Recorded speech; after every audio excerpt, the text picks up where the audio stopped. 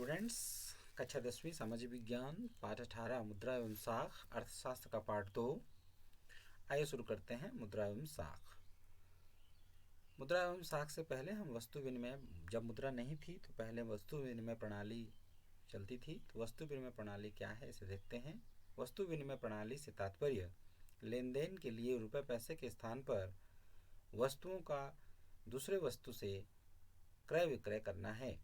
जिस तरह चित्र में देख रहे होंगे, चित्र में यहाँ एक व्यक्ति को भेड़ देना चाह रहा है। भेड़ दे करके वह खाने पीने की चीज़ें खरीद रहा है और दूसरे चित्र में वह फल दे करके इस मुर्गे को खरीद रहा है। तो वस्तु विनिमय की पद्धति आज भी गांव देहातों में प्रचलन में है।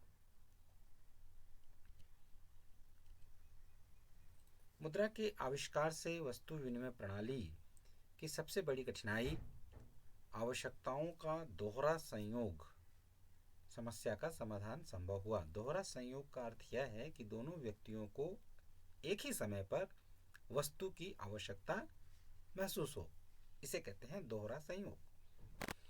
कागजी मुद्रा। मुद्रा दो प्रकार के होते हैं, कागजी मुद्रा एवं धातु मुद्रा। तो कागजी मुद्रा कागज के उपयोग से बने विभिन्न प्रकार के नोटों को कहते हैं। धात्विक मुद्रा में सोना, चांदी, निकल, तांबा आदि किसी भी धातु के उपयोग से बनी मुद्रा को धात्विक मुद्रा कहते हैं। तो पूर्व में भारत में चांदी, सोने के सिक्के हुआ करते थे। आज वर्तमान में जो सिक्के हैं वो निकल के बने हुए सिक्के होते हैं। मिश्रित धातु के बने हुए सिक्के प्रयोग में आते हैं। मुद्रा को विनिमय का माध्यम क्यों कहा जाता है? क्योंकि वह एक मध्यस्थ का काम करता है। जो क्रेता और विक्रेता होते हैं उनके बीच मुद्रा एक मध्यस्थ का कार्य करता है, इसलिए मुद्रा को एक विनिमय का माध्यम कहा जाता है। विनिमय प्रक्रिया में मध्यस्थता के कार्य करने के कारण मुद्रा को विनिमय का माध्यम कहा जाता है। बहुत ही महत्वपूर्ण है स्टूडेंट्स। मुद्रा विनिमय के माध्यम के रूप में मान्य तभी होती है जब उस देश की सरकार मुद्रा के विनिमय के माध्यम के रूप में तभी मान्य होगी जब देश की सरकार उसे इस कार्य के लिए प्राधिकृत करती है या कानूनी रूप से मान्यता प्रदान करती है। स्टूडेंट, भारत में पहले सोने के सिक्के हुआ करते थे, तो उस समय सोने का और मुद्रा का मूल्य बराबर हुआ करता था। उसके बाद धातु का मूल्य अधिक हो गया और मुद्रा का मूल्य कम हो गया। उसके बाद सोने और चांदी के सिक्के बनने बंद हो गए और उसके बाद ये वाहनीयता का भी अभाव होता था, चोरी का खतरा रहता था। तो इसलिए सोने और चांदी के स्थान पर निकल और मिश्रित धातु के सिक्के बनने प्रारंभ हुए। आधुनिक समय में मुद्रा का स्वरूप। आधुनिक समय में जो मुद्रा है वह प्लास्टिक मनी में बदल चुका है। मुद्रा के स्थान पर हम डेबिट कार्ड या क्रेडिट कार्ड का इस्तेमाल करते हैं। पहले चित्र में आप देख पा रहे होंगे एसबीआई का जो कार्ड है, ये एसबीआई का कार्ड, ये डेबिट कार्ड है। और डेबिट कार्ड जिसमें हम एटीएम कार्ड के नाम से भी जानते हैं। तो डेबिट कार्ड को ही हम एटीएम कार्ड कहते हैं, एटीएम कार्ड कम डेबिट कार्ड। और जो दूसरा आप फोटो देख पा रहे होंगे यह क्रेडिट कार्ड और डेबिट कार्ड दोनों है। आप यहाँ पर देख पा रहे होंगे ये बाईं तरफ का जो स्ट्रिप है, जो ये बाईं तरफ का इंडसइंड बैंक का है, ये बाईं तरफ का जो स्ट्रिप है वो क्रेडिट कार्ड है और दाईं तरफ का जो स्ट्रिप है वो डेबिट कार्ड है।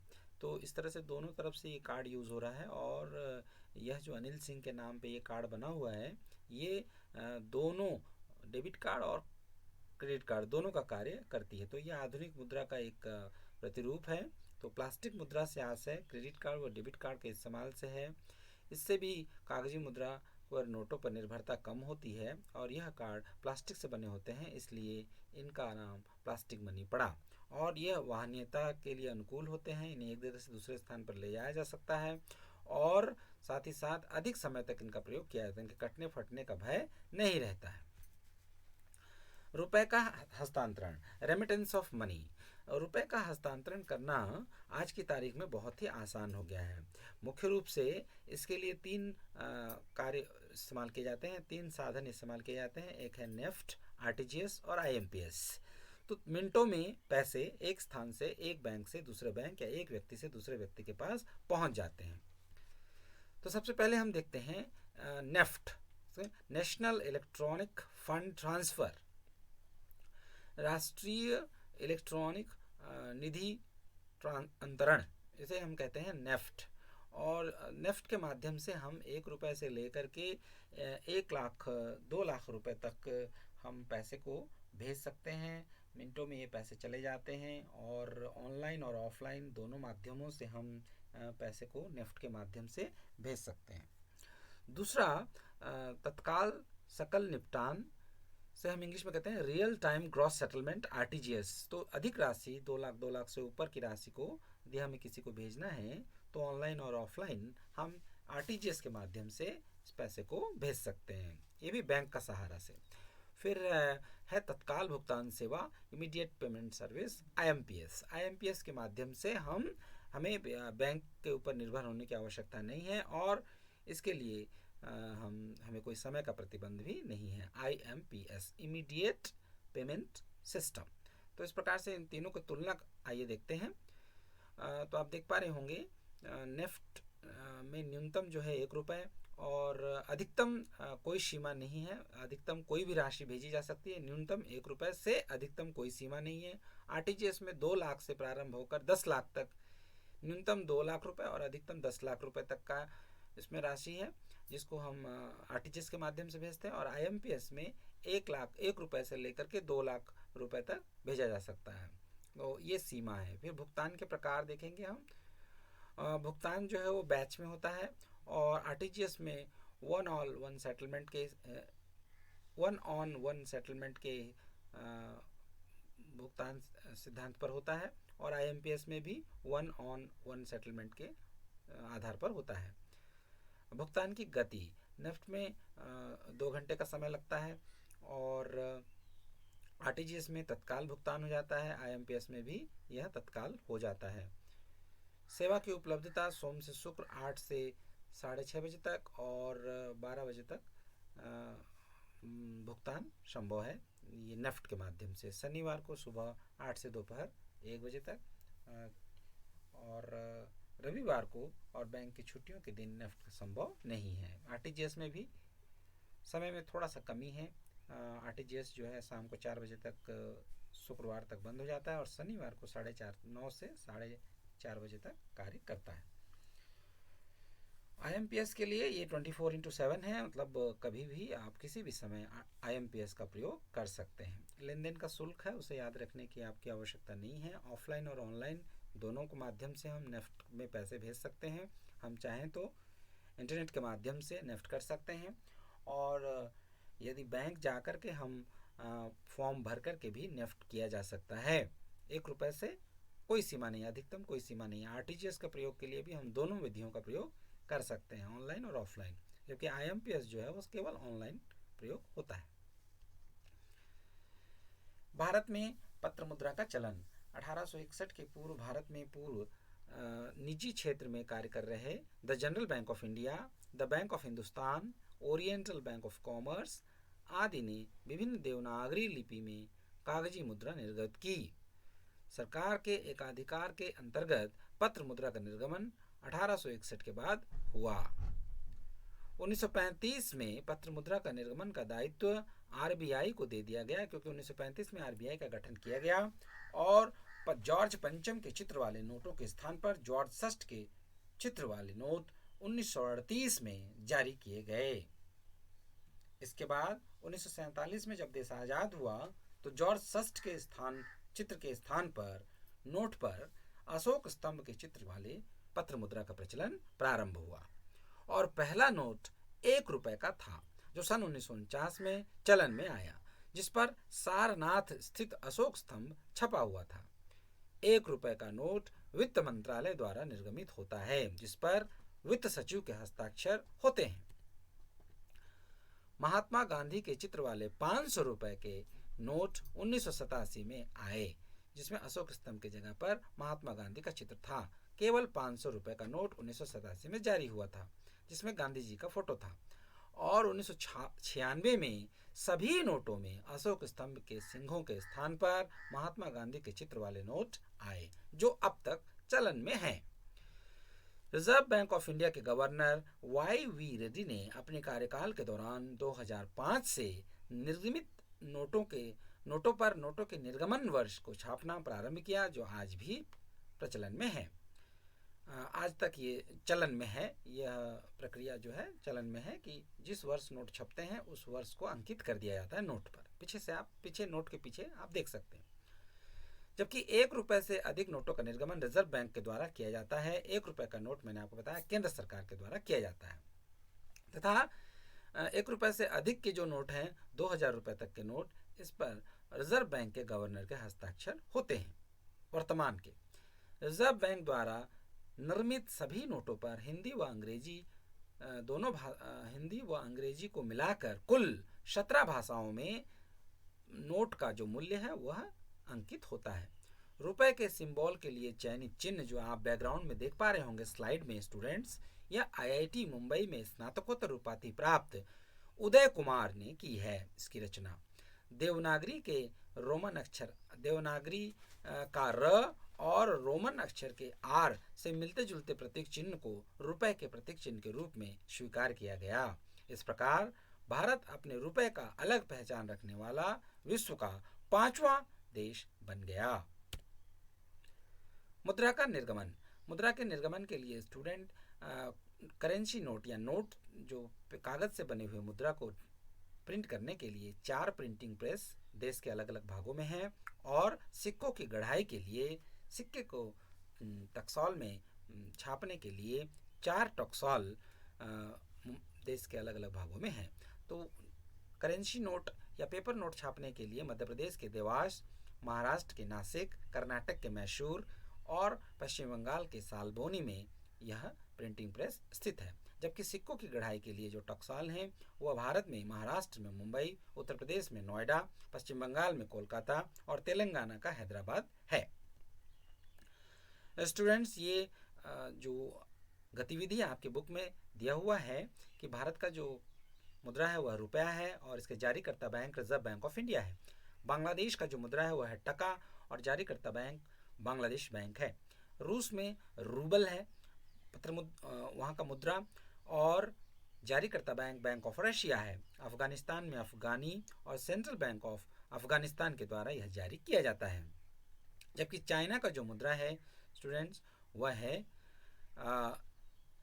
रेनबी, और उसका जो संकेत है वो पाई जैसा बना हुआ है और ऊपर एक बार लगा हुआ है, और इसको जारी करने वाला बैंक वह है पीपल्स बैंक ऑफ चाइना।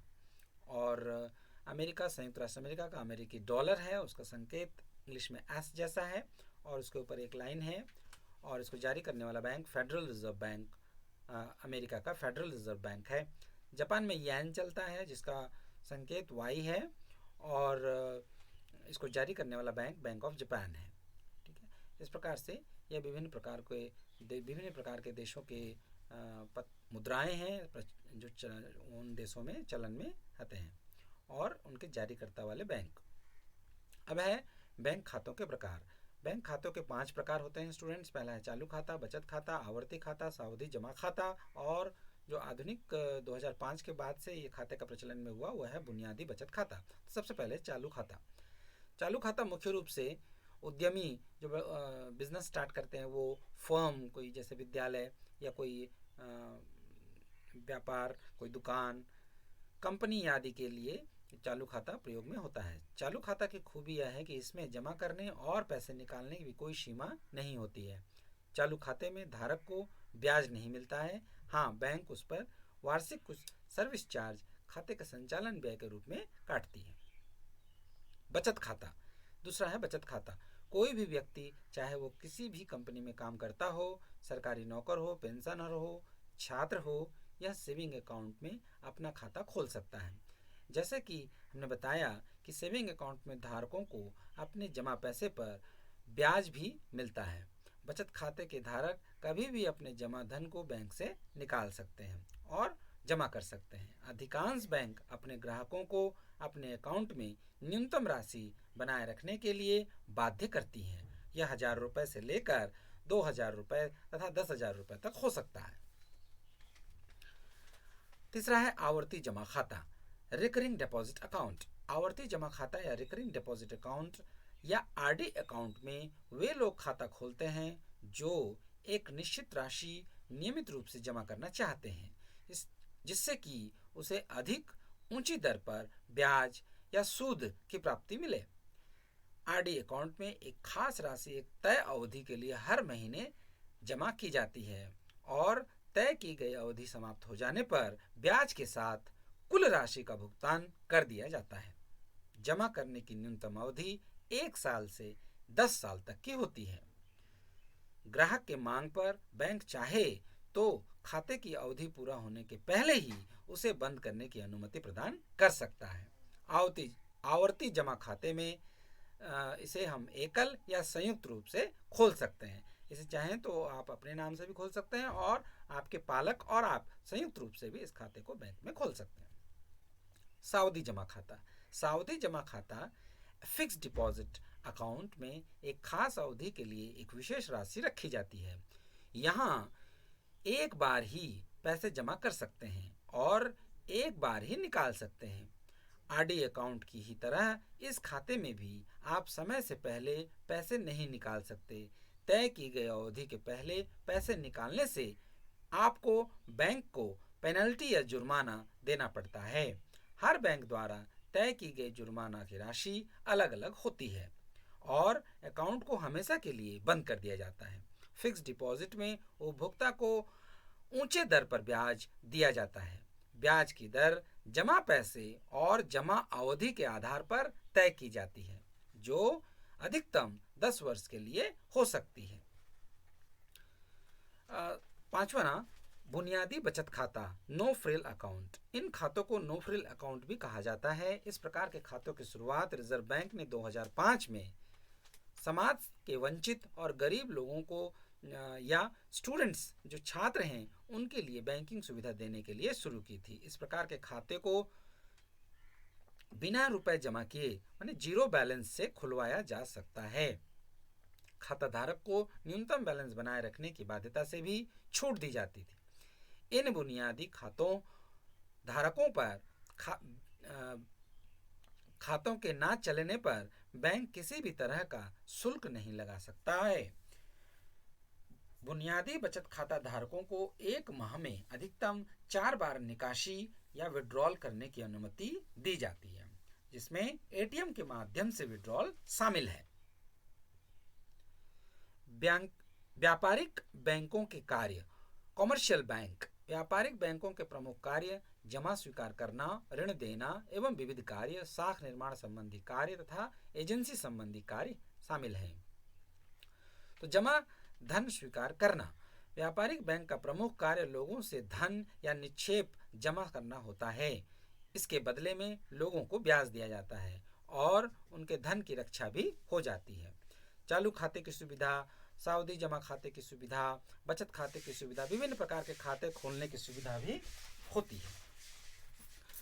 ऋण देना। व्यापारिक बैंक नए उद्योगपतियों, व्यापारियों को प्रोत्साहित करती है और व्यापार शुरू करने के लिए ऋण देती है। ऋण पर वह निश्चित ब्याज वसूल कर लाभ कमाती है। इस प्रकार के ऋण की ब्याज दर ऊंची होती है, जिससे बैंकों को लाभ होता है। धन का हस्तांतरण। बैंक द्वारा आप विश्व में किसी भी स्थान पर रुपए भेज सकते हैं। यह ऑनलाइन बैंकिंग, ड्राफ्ट, चेक के माध्यम से आप रुपए भेज सकते हैं। जैसे कि हमने देखा, नेफ्ट, आरटीजीएस और आईएमपीएस जैसे साधनों के माध्यम से ऑनलाइन हम पैसे को मिनटों में कहीं भी भेज सकते हैं। क्रेडिट और डेबिट कार्ड। सभी बैंक अपने ग्राहकों को क्रेडिट कार्ड और डेबिट कार्ड की सुविधा उपलब्ध कराते हैं। इन कार्डों की मदद से व्यक्ति आसानी से कहीं भी पेमेंट कर सकता है और लोगों को अब अपने पास ज़्यादा कैश रखने की ज़रूरत नहीं होती है। लॉकर्स की सुविधा। अधिकांश बैंकों के पास लॉकर्स की सुविधा होती है, जिससे ग्राहक अपने महत्वपूर्ण दस्तावेज या कीमती वस्तु जिसमें रख सकते हैं, जहां पर उनकी सभी चीज़ें सुरक्षित रहती हैं। वर्तमान में अब लोग लॉकर सुविधा का बहुत ज़्यादा इस्तेमाल करने लगे हैं। इसके अलावा अभिकर्ता संबंधी या एजेंसी के कार्य भी करते हैं। जैसे बैंक आपके लिए आपके बिजली के बिल, स्कूल की फीस और अंशों एवं ऋण पत्रों के शेयर बाजार से क्रय, डीमैट अकाउंट, इस तरह के कई एजेंसी संबंधी कार्य बैंक ग्राहकों के लिए करती है और एक न्यूनतम शुल्क भी वसूल करती है।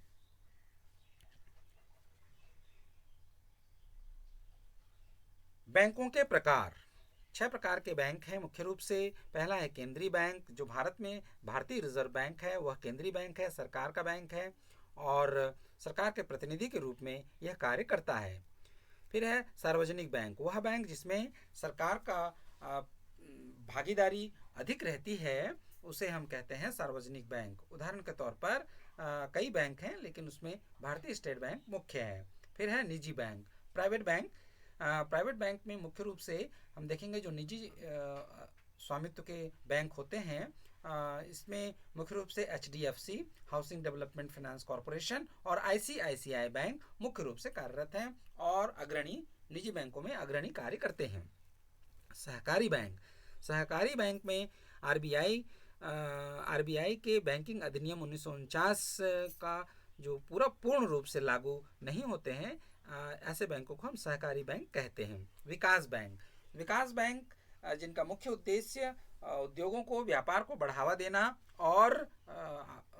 देना तथा प्रबंध की रूप से सहायता प्रदान करना होता है। इन बैंकों में मुख्य रूप से IDBI और SID भी हैं, small development bank of India और industrial development bank of India.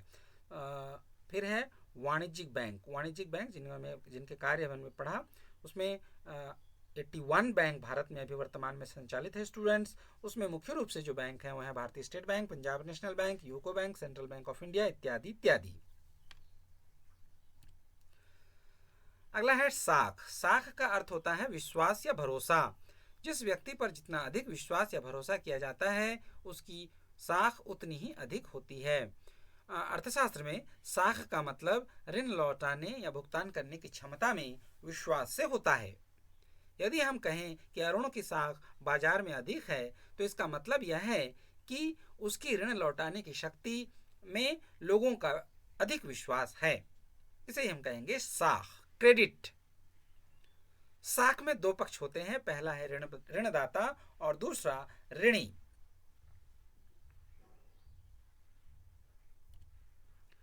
साख का आधार, साख के आधार निम्नलिखित हैं। पहला है विश्वास। दोनों पक्षों के बीच, ऋणी और ऋणदाता के बीच विश्वास का होना बहुत आवश्यक है। विश्वास के बिना साख का आदान प्रदान नहीं हो सकता। फिर है चरित्र। देखिए, इसमें ईमानदारी बहुत आवश्यक है। कभी कभी साख जो है वह लिखित हुंडी या लिखित विनिमय विपत्र के अभाव में भी प्रदान कर दिया जाता है, जो अल्पकालीन होता है। तो इसमें सिंसियरिटी या ईमानदारी का होना बहुत ही आवश्यक आधार माना जाता है। चुकाने की क्षमता, चुकाने की क्षमता जितनी ज़्यादा होगी आपको साख की मात्रा उतनी अधिक प्राप्त हो सकती है।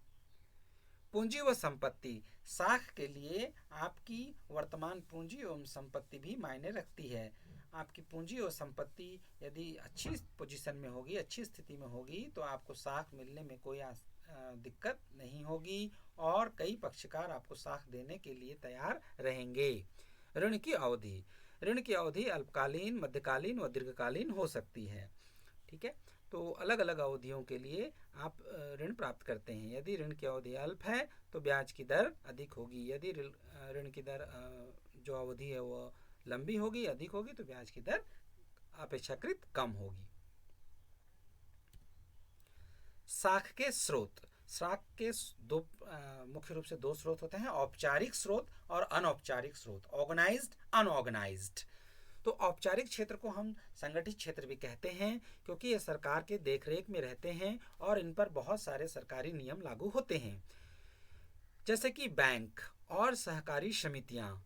और दूसरा है अनौपचारिक स्रोत, गैर संगठित क्षेत्र। इन पर नियम और समयावधि और इस तरह से कोई प्रतिबंध लागू नहीं होते हैं। उसमें मित्र, रिश्तेदार या साहूकार इस श्रेणी में आते हैं। भारत में लगभग 48% ऋण अनौपचारिक सेक्टर यानी मित्र, रिश्तेदार और साहूकारों से आता है, क्योंकि जो प्रक्रिया है बैंकों की, सहकारी समितियों की, वो थोड़ी सी लंबी है और सभी समस्त ग्राहकों के लिए इस प्रक्रिया से गुजरना आसान नहीं है। कई लोग ऐसे हैं जिनकी पहुंच ऋण के औपचारिक सेक्टर तक नहीं है, बैंक खाते तक नहीं है उनके, तो वो क्या औपचारिक स्रोतों का प्रयोग करेंगे। ऐसे लोग अक्सर सूदखोरों के चक्कर में पड़ जाते हैं, जो ग्राहकों को दबाने के लिए कई तरह के हथकंडे अपनाते हैं। कभी कभी क्या करते हैं वो, जैसे आपने 10 लाख का ऋण लिया या 2 लाख का ऋण लिया, तो आपके खाते में 50,000 ही आते हैं, 1.5 लाख जो है वो मध्यस्थ लोग और बीच वाले जो लोग हैं वही खा जाते हैं। ऐसा भी संभव है। तो इसलिए बैंक मैनेजर भी इसमें कुछ अपना शेयर लेते हैं।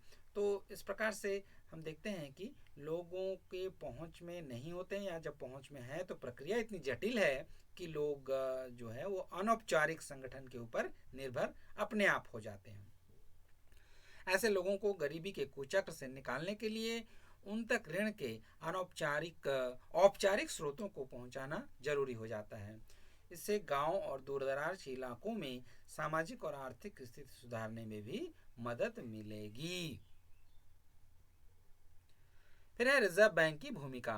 भारत में रिजर्व बैंक केंद्रीय बैंक का कार्य करता है। यह केंद्रीय बैंक का कार्य करता है और रिजर्व बैंक के निर्देशों के अनुसार सभी बैंकों के पास 4% नगद अवश्य सुरक्षित रखना होगा। सभी बैंकों को रिजर्व बैंक के पास, इसी को हम बोलते हैं CRR, कैश रिजर्व रेशियो। फिर है आरबीआई यह सुनिश्चित करता है कि बाजार में नकदी की कमी ना हो, नकदी बराबर बनी रहे, पैसों की कमी ना हो बाजार में और रोटेशन में रहे। आरबीआई को सभी बैंकों की निगरानी करने का अधिकार है। समस्त अनुसूचित व गैर अनुसूचित बैंकों को निगरानी करने, उन पर कंट्रोल करने का अधिकार आरबीआई के पास है। रिजर्व बैंक ऑफ इंडिया द्वारा वर्तमान में कृषि, शिक्षा, व्यापार, व्यवसाय, छोटे उद्योग और निर्यात के लिए 40% ऋण बांटने का आदेश दिया गया है। इसलिए समस्त बैंक जो है वह ऋण बांटने का कार्य करता है। ये जो चित्र देख रहे हैं स्टूडेंट्स, यह चित्र श्री शक्तिकांत दास, जो अभी वर्तमान में आरबीआई के यह 25वें गवर्नर के रूप में कार्यरत हैं। स्टूडेंट्स, ये इस प्रकार से ये चैप्टर जो है पूरा हुआ। आपके सामने यह गृह कार्य है। इस गृह कार्य को आप स्क्रीनशॉट ले लेंगे, कंप्लीट करेंगे और साथ ही साथ इसे मेरे डिस्क्रिप्शन बॉक्स में जो ईमेल आईडी है उस ईमेल आईडी पर उत्तर भेज सकते हैं। और मेरे पर्सनल दोनों ही होमवर्क हैं, ये दोनों होमवर्क को आप भेज सकते हैं। धन्यवाद।